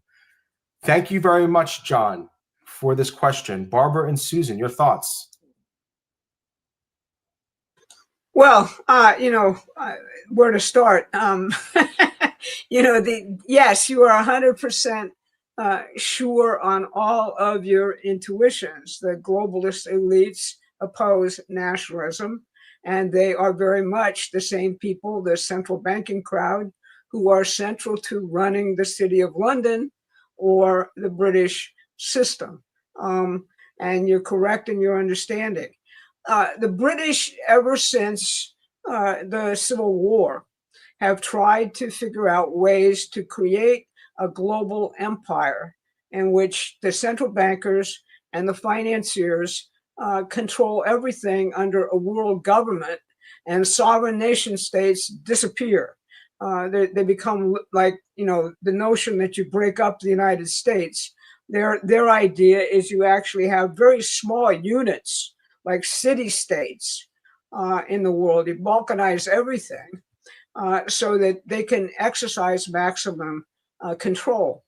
And the way they understand things is correct, that ideas and ideologies are the things which actually run the world. And that if you can basically motivate people behind ideological systems and put them at each other's throats at key resource points in the world, you're on your way to actually controlling the world.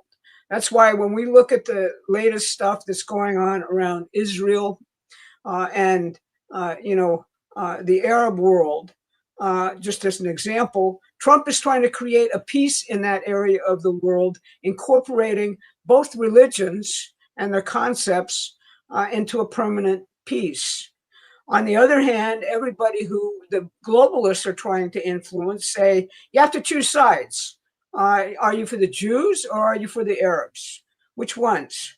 And in the course of which the actual dangers of Islam, which is very real in terms of what we created from the standpoint of gangs to fight our wars with the Soviet Union, and now it's got blowback because we created all these terrorist groups along with MI6. That's a real problem within Islam. Does it represent every single Muslim? Absolutely not. Similarly, you have, radical Zionism. Does it control the world? Don't be foolish. Central bankers and the British Empire control the world. The Jews, such as they are within that system, have simply been the lackeys enforcing policies. And people are very silly about this because you're not actually looking at real history. That you've gone to the central core of the idea.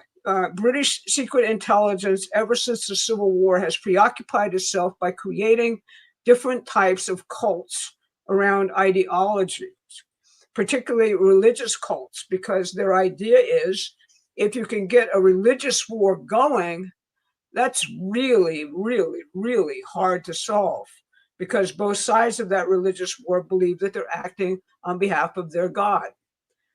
Very, very difficult. It's useful for people to go back and look at the solution to the infamous wars, the 30 years religious wars in Europe, to see how difficult these things are to actually solve. And what's required to solve them is exactly what Donald Trump is doing. Look at both sides, find out which both sides need to grow and prosper, and suggest that that's the basis for creating a permanent peace. But you have to take both sides into account when you're doing that. Picking sides, making you pick sides, is exactly the ideology of empire to prevent any type of possibility for peace. So that's how I comment on your question. You've gone to the heart of the problem.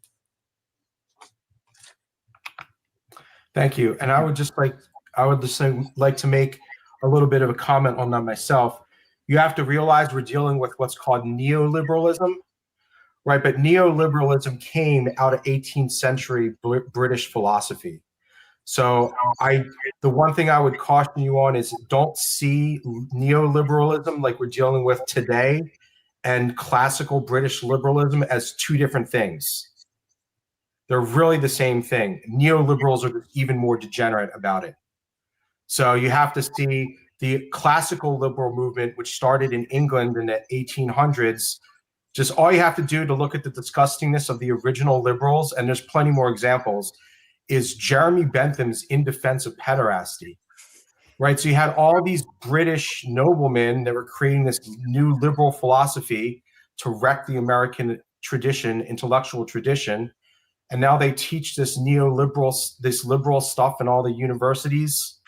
And now you have the neoliberal movement, which took the British liberal movement a step further. So I would see that as all one large brushstroke, and there's plenty of history that's available on that now. Okay, I want a quick super chat here. I just want to say one thing on this real quick. Thank you for sending this in Reality Life Humanity. ITER was created in 1985. Now predictions say it would only start testing in 2034. Is this a scam compared to present projects in the US? Okay, it's not a scam. ITER was started in the 80s, but it was started purely as a science experiment. ITER was just designed to show that we could control these plasmas, and that's it. It was never designed to make commercial fusion power, like commercial power for the grid. So I don't see ITER as a scam. The scope of ITER is really the largest construction project ever taken by man on planet Earth. If you look at the scale of the ITER project and everything they built in all these countries, literally every single technological advanced country in the world throwing down on this one project, that's to me what what the significance of ITER is to show that human beings can still work together to build this massive project. But ITER is not competing with what's going on in the US. These US projects are actually trying to produce commercial fusion that will be linked and power the grid. So don't see ITER as a scam. It's more of a science experiment.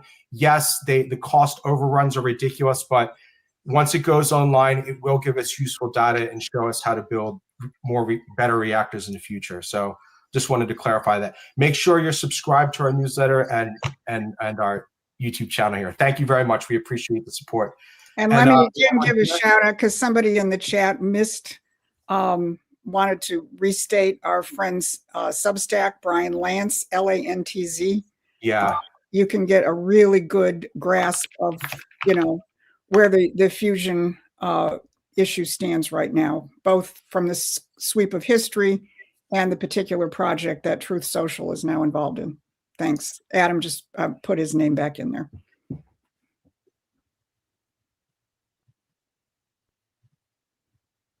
You're muted, Adam. Thank you. Thank you very much for the support. We really appreciate it. Like I tell everyone else, please make sure you're subscribed to our YouTube channel. We do 3 political updates a week plus this live show. And again, we have a free newsletter. Thank you very much, everyone. Okay, I have another question here. And I think this one is also very insightful. This person's on the right track. Thank you, David, for your insightful question. Would an alliance between America and Russia force the globalists to stop the push for world domination? So would an alliance between America and Russia begin to dismantle this whole system of globalization that we've built up? Barbara and Susan, your thoughts on this one? That's the beginning. I mean, people are all fritzed right now because of what President Trump is doing. I mean, he's got these with Russia. He's also, at least in certain world in Washington and in certain world of MAGA, seen as soft on China. All right. But if you actually think through, how do you take down or overpower the British Empire, which is huge? I mean, actually take a look at your encyclopedia as to the Commonwealth of Nations and look at the percentage of the world population, which is actually formerly members of the British Empire, still part of the Commonwealth, etc. And then look at the power of the world central banks, of which the Fed is only one collaborating aspect.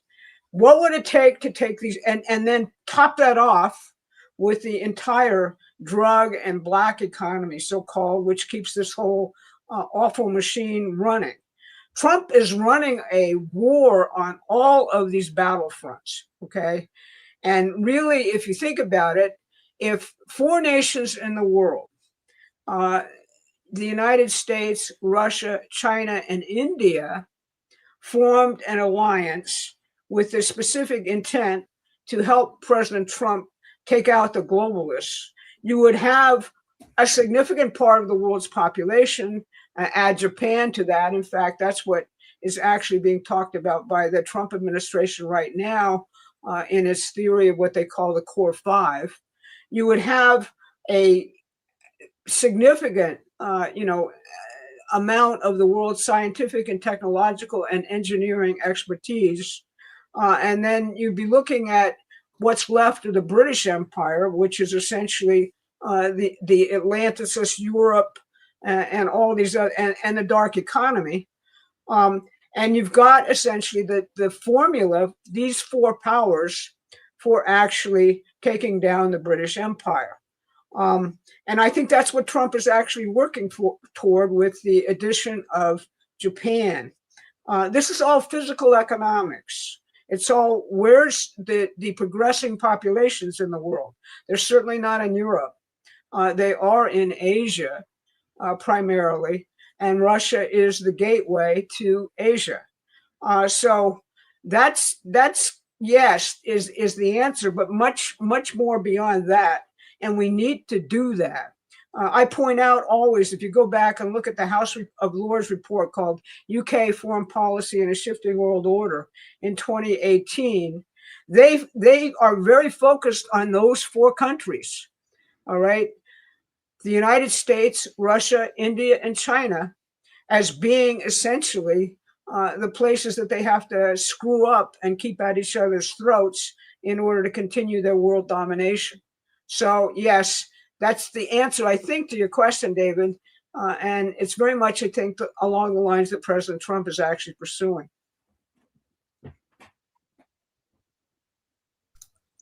Thank you, Barbara. I just got a question here on the website. Somebody's asking, what are the first books you would have us read to understand the basics of what is happening? Okay, if you go to our website, that's from Kirsten, and anyone in general. If you go to our website, let me pull it up here real quick.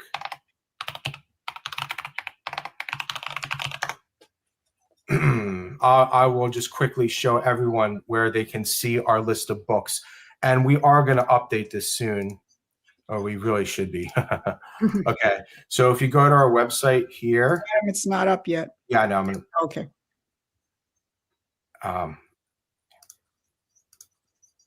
Here. So if you come to our website, there's this toolkit up here. And if you jump down or scroll down to the bottom, you'll see a list of books from our own authors that we recommend. So you can find this list of books here, and also our 2 pamphlets on the section up here that says Toolkit. If you just search for Promethean Action Toolkit, you'll also find it because our SEO is pretty good. So you can find a list of our books from our authors on this website. Okay, it's 1 o'clock. These 2 hours go by so quickly, everyone. Any closing comments? Actually, let me give a quick shout out here before I forget. Leyla Mbowski, thank you very much. Just wanted to show support. Thank you for exploding my brain. Brother, thank you very much for listening to us. Same thing, get on our newsletter. It's completely free. Subscribe to our YouTube channel. Reach out to us by email if you have any questions. If we can help you get something started locally, we'd love to help you do that. So thank you very much. Thank you very much for your support. So Barbara, Susan, any final thoughts or questions to end today's show? Well, Happy New Year to everybody, basically. And, this is going to be a year in human history, which is going to really make a difference. And people got to gear up for it. We have got to win this midterm election and on the right basis. And the enemy is doing everything in their power to tear apart this movement. And you're going to see whether or not people are really in line with doing something for what President Trump is doing by their positioning. A lot of these influencers, Elon Musk really freaked people out when he posted on X where a lot of the traffic on X was coming from. And where a lot of the support for some of these influencers is coming from. The people who are doomed at this point, in my view, are either suckers and demoralized, which is a real thing, or they're being played. I'm not saying, by the way, I want to qualify that. I saw this stuff in the chat. I'm not saying that Michael Flynn is an agent of a foreign power or anything like that. I said he's over his skis. And, basically this is a major operation which is being waged against this movement. And people will flake off if they can be attacked on any kind of personal basis or anything else. So that's, basically my take on all of that. And you have to watch draw that optimism. People don't go to war and fight around pessimism. If all it is people making you enraged and making you feel like I don't want to go to the polls or I don't want to organize, that's the operation in a nutshell. And you really got to think through this vision of the future that the president is laying out. That's what counts, and that's what fires people's imaginations, makes them happy, makes them optimistic, and makes them good organizers. Yeah, I mean, I was going to say pretty much the same thing on the question of optimism. It doesn't mean we don't have a really bad enemy out there. He's evil, it's satanic, it doesn't believe that human beings are created in the image of God. It's really bad. But you defeat it by remembering that human beings are created in the image of God. And one of the things that Donald Trump understands, someone there in the chat earlier said, will the United States ever, agree to be the equal with Russia? Donald Trump's attitude is, you do the best you can, we do the best you can, and I'm pretty damn confident that we're going to do better than you because of what the United States actually is.